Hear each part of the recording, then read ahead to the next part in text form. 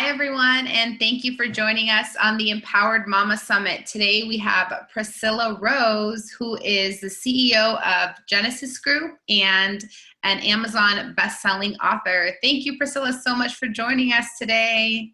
Thanks for having me, Carmen. So if you wouldn't mind, just kind of introduce yourself and tell them, the mamas that are on here, a little bit about what you do. And because I love what you do, obviously, and it incorporates, it goes with legacy so well. So yeah, let's share. Awesome. Well, thanks again for having me, Carmen. And I'm just so excited to all of you ladies out there.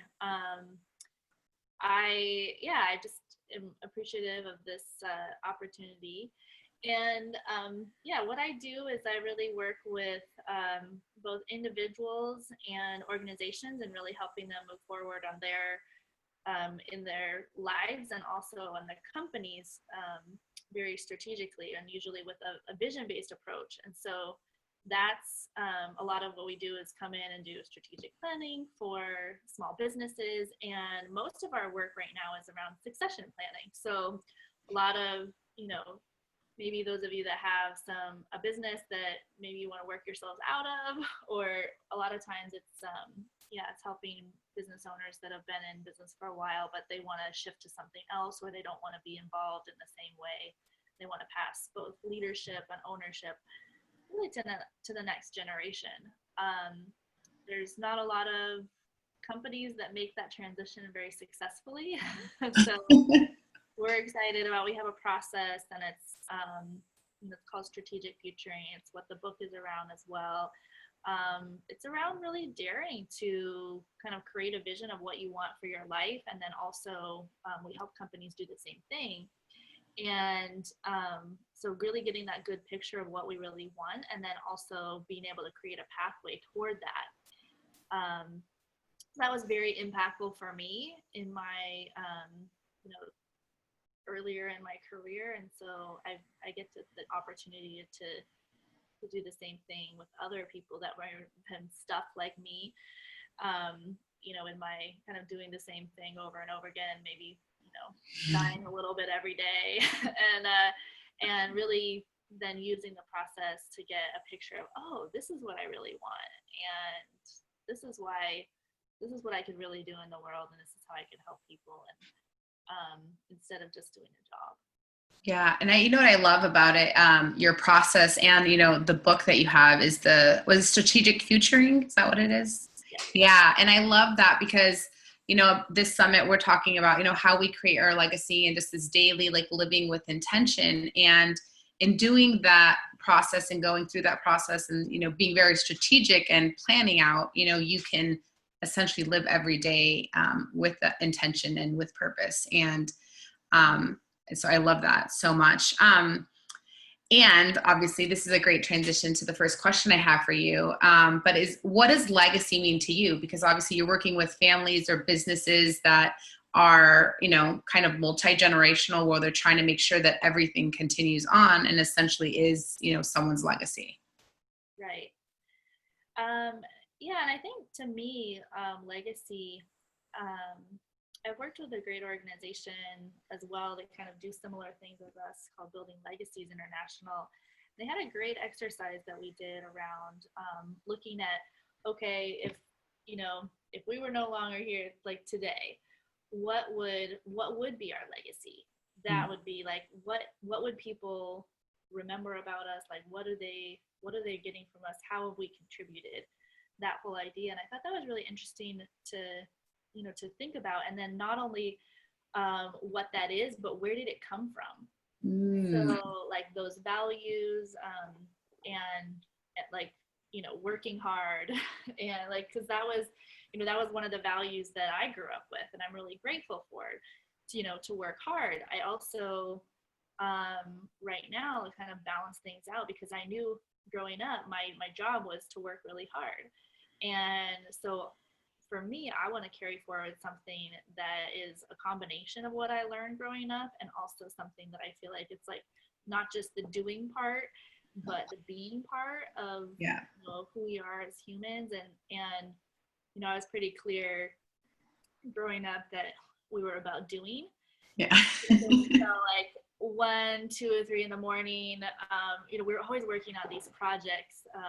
My dad would kind of get these like adrenaline rushes, and we like basement remodel, or start a fish hatchery, or do a giant garden, or can the giant garden, or baling hay. And I'm like, it was a lot of different projects, and we knew our role was to like do. And so one of the parts that about the visioning was really for me seeing, okay, what does it look like beyond the doing, and who am I really being in the world, and how do I contribute most? And I think that's, to me, is legacy is what you pass forward and how you contribute to people and to your brother communities and to the world. That ends up being your legacy. And so to be intentional about that is really, to me, very important, because I feel like I was one of those people that just kind of like, I was good at doing, I did my job, and I went from then, job to undergrad to job to grad school to job to like, like all these like things, and was really good at doing things. And then really realized, oh, my job really, doing all of that stuff really kind of took it out of me. I came to one of those places that a lot of us come to, where we realize, and for me, it was on a train platform, and the train's coming in, and I didn't care if it just took me with it. Like I was realizing that way of living, wasn't living to me, as life was happening to me, even though I was good at my jobs. Yeah. I wasn't really alive. And I came to that place where I didn't really care about living because, and then, as I realized I had to do something. And, I had, thankfully, a professor that had come into my life and had said, he kind of dared me to do things differently. He dared me to actually lead my life. And to lead my life was to, he said, no matter what job you're in, your only job is to lead your life. And to do that, that's to be yourself fully, without apology, which kind of means you have to break the rules, all the rules that I grew up with of like, hey, this is the only way you're allowed to show up. And so that was a really pivotal moment for me. And then he led me through the strategic futuring process that really showed me, oh, this is what it looks like for me leading. And it was life-giving. I saw that so clearly. And then, and it gave me an opportunity to really choose that. And so that's what I get to do now, is choose that every day. and then kind of dare other people to do the same. It's like, hey, if you really want a life that's worth living, like, you kind of got to create it. Yeah. And I love, there's so much about, kind of your story and your turning point, and I can relate to it to a certain extent. And that it's like, we get so good at doing, right? We go to high school, then we go to college, and then we get the job, and then we do all of these things, and we become such a good student almost, where it's like we're following, the footsteps and what we're supposed to be doing. And then at some point, I know for me, it was, I turned 30 and then I got pregnant, and I was like, wait, what am I doing with my life? Because I've essentially been doing everything people have told me that I'm supposed to do, but I didn't. It was like soul sucking, right? There was no excitement or no fire burning. And so finally just realizing, like, hold on, I'm going to take control of my life and do things on my terms. And what I love about your book, I mean, so much is that, and what you're doing with businesses, because, with the legal work, we do some succession planning. I have lots of families who come in, some of them are first generation, Americans and business owners, and they've worked so hard to build up these businesses, and they want to pass them on to their family, but there's no plan in place. And it's like, you're about to lose all of it because, you don't create the plan that you need. So, and then with the strategic futuring, there's just like so much more focus, and that, I know I said this already, but it was that intention, of passing your business along and that being your legacy or whatever your values are. Will you tell the moms a little bit about, how strategic, I mean, obviously it's a process, so they won't be able to learn it all now, and they can grab the book for more details. But can you tell them a little bit about how strategic futuring works and how it may be beneficial for them? Yes. So the process really is around five steps, and the first is really just kind of deciding that you want to, like, maybe you don't want to be living the same way that you are right now, or you want to make a change, like, or you want to really just upgrade. You know, you want to, to be able to do more, impact more people. So it doesn't have to be that something's wrong. Maybe you just, you want to take it to the next level, or you feel stuck. A lot of people that we work with, like, they feel stuck, and I tell you, when a business owner feels stuck as well, because a lot of it we can relate with maybe feeling stuck in our lives, maybe personally or in our careers. When a business owner feels stuck, they oftentimes hold the company hostage because they don't know what they're going to do, and they don't know how they want the company to really work for them. And that was actually the case, I think, with one of my first clients, which was actually a friend of the family. So it was very important for me to be able to help him, which is why I called on somebody, the professor in my graduate program that I knew had worked with organizations. So his name's Ray Rude. He really taught me a lot about what it was to help people get clear that they wanted to make a change first, and then secondly, it's getting clear about what you really value.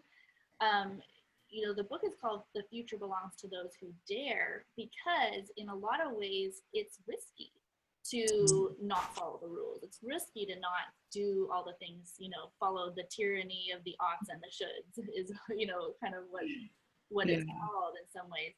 And so, but the great news is that we've already been doing this. We've taken risks for things that we really value and care about. So we kind of get clear about what are some of those stories of where we've been, things that we've already taken some risks and things that we're really proud of, that are like, okay, this is me in, like, really living. And we all have those stories, and it's almost like I feel like they just need to be uncovered. It's like Michelangelo's, I saw the angel in the marble, and I clicked until I set it free. There's such freedom when we just get clear about what we already have and what we've already. And then the third part is really creating the vision of the future. So we get clear about the past, and then we look at the future. And in our process, it's a really, I think, a unique, I haven't seen it done before, with the process of visioning, where you walk through a full day, at least 15 years in the future. And doing that, it's so interesting. You're like, what? I can't. A lot of people are like, oh, this seems so difficult. And I'm like, but then most people, they go through and they do it, and they're like, whoa, I had no idea that was actually all there. It just came out when you asked the question. So, and there's a couple of things in between of really asking your greatest questions and sort of daring to say, what do I really care about and about the future? So your vision is really framed in the big questions that you've identified. And then it's really sort of the last pieces are treating it as fact. Because it's a little bit noisy in here. Can you still hear me? It's okay? Yeah.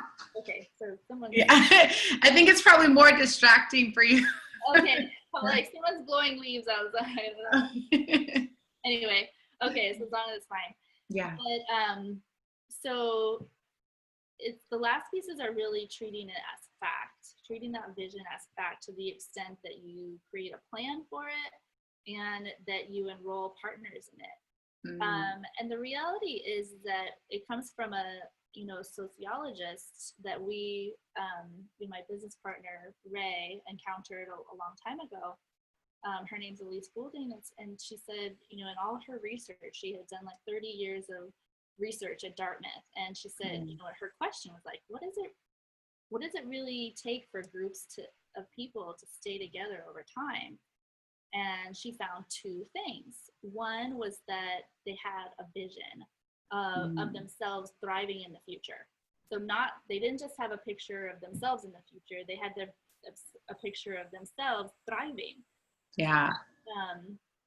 And that really, and then the second thing was they treated it as fact, not hope. They're not like, oh, I hope this will happen, but whatever. They said, yeah, I don't know how this is going to happen, but I know that it will happen. And so they treated it as fact. And as they did that, they ended up making a lot of micro decisions, sort of the self-fulfilling prophecy type of thing. A lot of decisions in the present that really made the vision come to fruition. And it's interesting, she found that the groups that dissipated over time, they were actually following the same principle. Except for their vision of the future was no vision. And they treated that as fact too. They're like, I didn't think it was going to happen anyway. So as circumstances came along, they allowed those circumstances to pull them apart because they believed that they wouldn't be thriving together in the future. They didn't believe that. So, then they end up fighting over resources and, figuratively and sometimes literally killing each other off. Like it's crazy that way. So that's kind of the process. It's really those 5 things of just kind of deciding you want to do something different, getting rooted in who you are and your past and your identity. We have a lot of exercises around that, including creating your awesome questions that you really want answered. And then treating it as fact to the extent that you're willing to, as you do that it brings hope. But it's not, it's more than, it's more than it's hope, it's more than just hoping that it'll happen. And what I love about this process, because it's such a powerful process, right? And that you are actually making the decision. So you're saying like, I'm owning this decision, whether it's up-leveling, making, getting out of, a crappy job, starting a business, whatever it is, it's you making the decision. And then it's, I think the key parts of it too are then, figuring out who you are, really visualizing it and actually believing it. I think that that's a huge, factor. It's like, oh, I'm going to win the lotto, right? How many people say like, oh, I'm going to win the lotto. They buy a ticket, but they're really like, what are the chances? Right. So there's like, believing it is true, Well, and acting on it really. Because it's like, you can believe that you're going to win the lotto, but a lot of people are like, oh yeah, I want to win the lotto. And they never freaking buy a ticket. Buy the ticket, right? So we're like, they don't have a strategy. So that's also like part of the treating it as fact is acting, because you can't really treat it as fact unless you're in action about it. Yeah. And one thing that really kind of stands out for me, because I've been at that point where it's like 15 years from now, really, you want me to think about 15 years? Like I'm focused on like the next month, the quarter, the year, but you want me to think long-term. So I have struggled with that, and I still struggle with it a little bit, trying to, visualize this 15, like, my business, like, and I'm like, well, there's so many things that can happen, but really it is making those like almost like micro decisions. Like, okay, this is what I want it to be like. I don't know how it's going to get there, but this is what I want for myself. And then you figure out the how along the way based on, your end goal. So I think that that's really important, like actually being able to see that. Yeah, exactly. And it's interesting because the process we actually like, there's a process of seeing and really asking yourself almost from the future. I know it sounds a little bit kooky, but like from that place where you like, oh, this is what my life is going to look like, kind of asking yourself, how did I get here? And it's so interesting what comes up, like, oh, girl, let me tell you, it's a great story. How I got here was awesome. And you start thinking about, okay, then your mind goes, it starts to get really creative about, well, what would I have to do to get here? Yeah. And it's a different way of looking at it from saying, oh, I have to get here and here's where I am and how on earth am I going to do that? So it's almost playing with it. Yeah. But, when I started doing these visioning exercise too, I thought it was the most difficult. I started it in grad school, and when this professor Ray, he gave me this assignment of imagining what I had accomplished at age 60. And I'm telling you, it was the hardest homework assignment that I've ever had, because I'm like, how on earth am I supposed to do that? I have no idea. Like, really really? I was so annoyed. Yeah. Like, You're like, this is not what I signed up for. no, I was like, I'm supposed to be learning, and taking notes and, and regurgitating information. Yeah. Thinking about and trying and figuring out my life. Yeah. But that really, as I just pushed through and just, I actually saw so much about, okay, well, I want to, there were certain things, like I wanted to have a doctorate degree, and I wanted to have published a book, and I wanted to have, and I wanted to run this retreat center or something. And I don't know where these things really came from, but it just like seemed logical. But I kind of know more now why, where those things came from, because, they are a part of like what I really care about, and therefore, my legacy. So. Yeah. And so kind of going back to this, figuring out what your values are, right? And reminding the women that are watching this, that it's already inside of us, right? Like all of these things that we're pulling out is inside of us. It has to do with kind of owning who you are and, just really figuring out that internal work. And like I said before, it was very empowering. So what would you say empowerment means to you, and how does that play into, creating your legacy? Well, I would definitely say that to me, it's interesting because I feel like there's such a kind of a cliche right now, especially when you say, well, I want to empower others. And in all honesty, we can't empower other people. Empowering has to come from ourselves, so we can influence, we can help people see that there's options. But in terms of like kind of tapping in and really empowerment, it has to come from ourselves. And the great thing about that is that we have everything we need, but oftentimes we haven't been, asked good questions to really understand what we already know, because we know a lot, we just don't know that we know, or we don't understand what we know, so then we can't use it. So I feel like that's a differentiation for me, is like if we really understood and could put language and have somebody draw out. That's what I love about our process. Yeah. And so it becomes empowering because we then tap into the power that we already have, and that freedom. And doing that is really sinking into, okay, who am I really? Like, what do I care about? What do I value? What am I good at? But what are the things that are energizing to me? What are the things that are draining? Yeah. And so we do a lot of that. And I found in our going through and having Ray facilitate our process for me, there was this crazy thing. I didn't know that these things were in me, and I had no idea. Like, it's like, okay, I really care about people understand. That was my number one value that I found out, is I want people to know that they have the trace of the divine on them, that each of us are unique, and we are making a unique contribution if we so choose.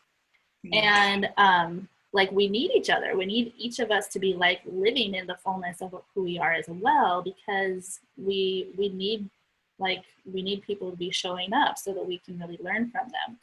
Our lives are this gift and we're learning things. And I feel like the most powerful people, when you think about it, you think about, the Oprahs, or you think about like people that, or like Dan Martell, like it's people that really understand their story, and they understand the moments of learning. I was going along, and then this happened, or this didn't happen, or whatever. And then, what I learned? I learned this. And then I chose differently, and now I'm doing this. And when they share that with other people, it's one of the most powerful things that you can imagine.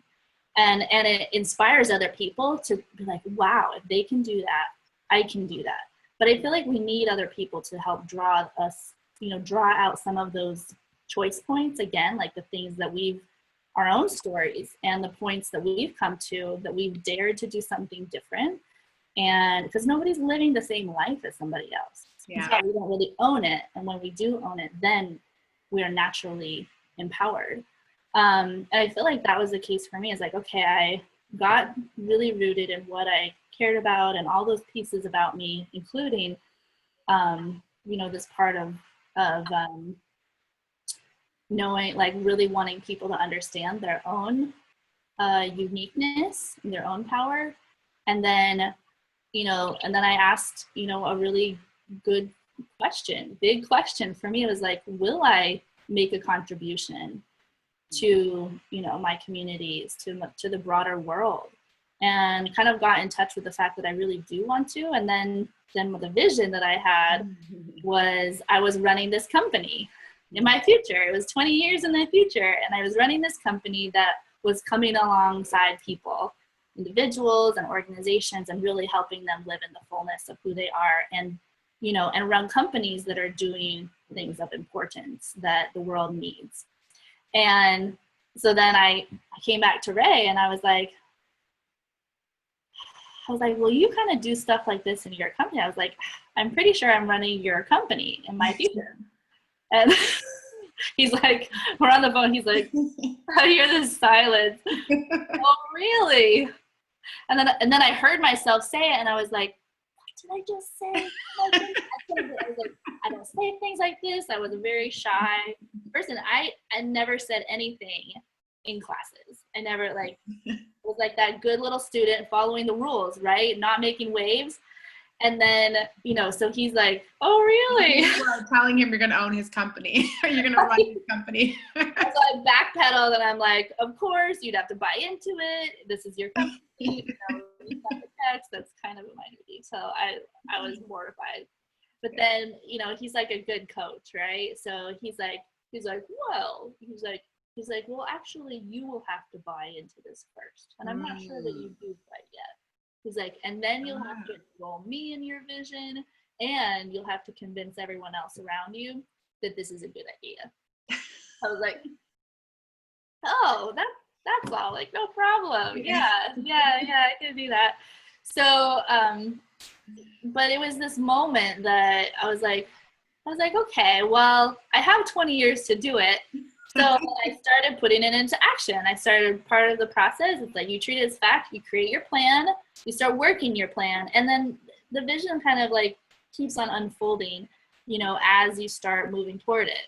So it's really hard to steer a parked car, right? So you have to just get out of the driveway. You just have to get moving, and then you're like, oh, I think we want to go this way. And, and things are coming into your lane and whatever, but you're still like, you have your GPS coordinates set a little bit. So, yeah. And you have to have your people.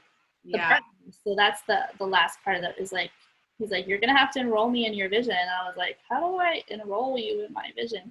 Part of it was just speaking it out. Yeah. And then I had asked him to help me on certain parts of my plan. So that's the other part is, okay, we need people that buy into who we're becoming, and they're willing to help us as we are in action about it.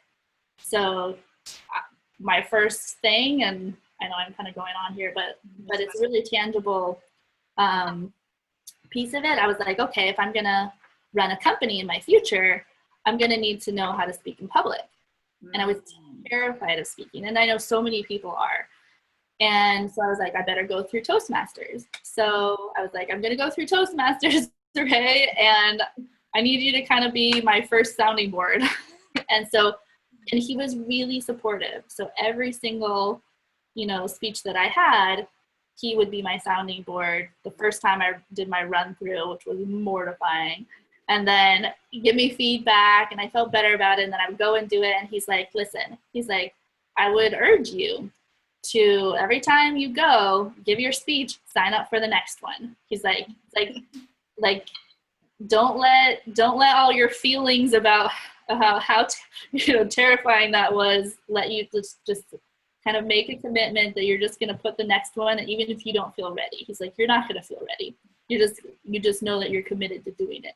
Yeah. So I did that, and I did my 10, my certification, and he was with me the whole way. So I feel like people are willing to do that, and they're willing to say, okay, I didn't even know how to do it. And I was like, how would you do this? So it's almost like asking all of those questions. And by doing that, you're enrolling people in your vision as well. And there's so many things that I love about what you said. So one is like finding that support, right? That people who are going to like help you and like lift you up. And, you know, they say like you are, you know, what is it? You are the 5 people you're around the most or whatever. 5 people that you Like spend the most time with. yeah. And Yeah. then the other part of that is no matter how like scared you are, no matter like how much fear creeps up, it's like being committed to your vision and your plan and continuing on, regardless of the fear. And then you have that support that pushes you through it. And then you get to the other side. Like I love, you know, so much of that. And then there was one other thing that I just forgot. It was towards the end. Shoot. Anyways, but those two are, you know, primarily the points that I wanted to kind of touch on. And I think that like support, I think people forget how much, you know, especially as like women and moms, we tend to have this like nurturing where we think we have to do it all on our own, but really like finding that support and the partners or, you know, just friends. Yeah. So important. I mean, this isn't like, especially when we think about it, like doing something intentionally, it's change. So like our consulting firm is a change management consulting. We have to understand how change happens, how we can change our lives, and the fear, the resistance that is going to happen.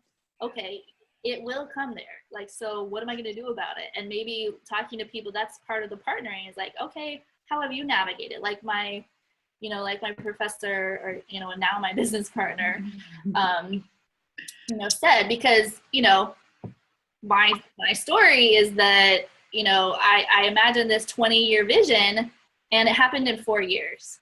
So 16 years earlier than I anticipated. And I've been running the company for almost 5 years. Yeah. So yeah, so it happened. And evidence, you see, if you do the process, it will happen. Yes, I'm living proof that visions do come to fruition. And oftentimes we find too, it's like when you have a vision and you speak it out, you treat it as fact, you enroll other people's, then it's not just a dream. It actually is a vision. It has the possibility of coming to fruition. And we find, again and again, as you're intentional about bringing that to fruition, it happens earlier than you think, because you see things differently as you start to say, oh, this is happening. Oh, maybe this is a piece of my plan. Maybe this is the puzzle piece I'm on. Maybe this is the person that I'm supposed to partner with. Oh, like, it's pretty amazing. But this is not a solo journey. We cannot, I think Malcolm Gladwell talked about that in his book, and I'm forgetting which one, but he's like, listen, there are no self-made men, there are no self-made people. He's like, each one of them had people that were supporting what they were doing, but we do have to seek that out. We have to ask for it. We have to be clear, hey, this is where I'm going, could you help me with this piece? Or how do I think about that? Because I remember asking Ray about that. I was like, so he, you know, his suggestion of like, here's what I would do. Like, because you know that you're going to be fearful, because you know that change, you know, this is what you're going to come up against, just make the commitment to yourself. Every time I do a speech, I put the next one on the calendar, even though my feeling is going to be more like rooted in the history of like, no, I can't do this. I don't want to do this. This was, you know, the most terrifying experience of my life. I might die. You know, all those things. I mean, but I felt like I might die. Yeah. People oftentimes fear public speaking even more than death itself, and I truly believe that. But so you have to have a plan. Okay, what's my plan? You can't do what you feel in the moment. If I would have done that, I would have been like, okay, good, that one's over, and I'm going to wait until I'm ready. But you won't feel ready because this is change. It's something new. And you're stepping out and you're daring to, and you're taking a risk. And so then you got to have your plan in place of how you're going to navigate even the fear. Yeah, that was the one other thing I thought about was being ready, right? We always are trying to figure out the perfect time or the perfect time to take the trip, the right time to start a business, to quit the job, to start a family, whatever it is. There's never like, I don't think that anything in my life I've ever been absolutely 1000% ready for. Like, it's not going to happen. And it's like, you just got to like take the leap and do it. If we really were ready, like, then that would be the safe thing to do. Yeah. Like, if we're doing something that we really care about, most of the time that's a risk. That's, you know, we're not going to feel ready. We're not going to feel safe. We're going to feel like, I don't know what on earth I'm doing. And sometimes even like taking on this company, I was like, wow. Like I just oscillated between in the days of like, I'm either the smartest person or the stupidest person. And depending on the day, I would have, but I think that is just entrepreneurship and like, you know, running a business in general. You have these like ups and downs where you're like, wait, what am I doing again? Yeah. So if there was one piece of advice that you could give, you know, the moms or the women that are tuning in who are kind of looking for their purpose or meaning in life, like they're feeling stuck, what would be kind of the one takeaway or the one piece of advice that you'd want them to take away from this? I would say, honestly, like, you got this, girl. Like, this is not your first rodeo. Like, because I truly believe that especially, I mean, being moms, okay, I'm not a mom. So I don't know that, but I often feel like anything that we've done that's really meaningful, especially like stepping into motherhood, no matter how we came about it, or stepping into a business like I have, or a new relationship, whatever we've done that before. So I feel like it's like tapping into that courage that we already have, and then tapping into, in a lot of ways, leading our life is like, okay, saying, I either recognizing I'm stuck and I want something different. That's the first thing. Wonderful. That's a huge step, because a lot of times people recognize that when they've had a significant event, a death in the family, a medical, something, diagnosis, or, something that's really traumatic, or, like me, sort of wanting to, take my life or not caring about living anymore. Like, we come to these moments, and in some ways, if you can recognize that before you get on the edge of, the edge of yourself, to say, I want to do something different. Recognizing your stuff, that's the first thing. And then recognizing, hey, I've done this before. I've dared to do things differently. I've dared to step out into something, including motherhood, that is absolutely terrifying. I don't know, what I'm doing. And yet here I am. I'm doing it. Yeah. So it's like, and then you access your resource. Okay, what's the next step? How can I do this? How can I do this better? You keep accessing the resources that you already have, because, including like, there's like these exercises, like for me, the visioning exercise is looking at, okay, what does my life really look like when I am in the fullness of living life intentionally? And what does that look like? How am I? I envision how I was with my kids, which I don't have kids, but I will in the future because I see it. and I even saw, like the relationship that I have with my kids. So then I'm like, okay, how do I get there so that I have like this very sweet relationship with my kids and, my spouse, and I'm making a contribution. So it's a matter of how instead of if. So it's like, okay, start asking questions about how, and write down what are the 5 greatest questions that I have about my future. Start with that, because questions open up possibility. Yeah. I love that. Thank you, Priscilla, so much. And if you want Priscilla's book, you can get it on Amazon, right? If you guys want to take a stab at the strategic futuring, she kind of walks you through in her book. The future belongs to those who dare. So thank you again for being here. Thanks to all of you for joining us, and we will see you on the next one. Thank you, ladies, and thank you, Carmen. So,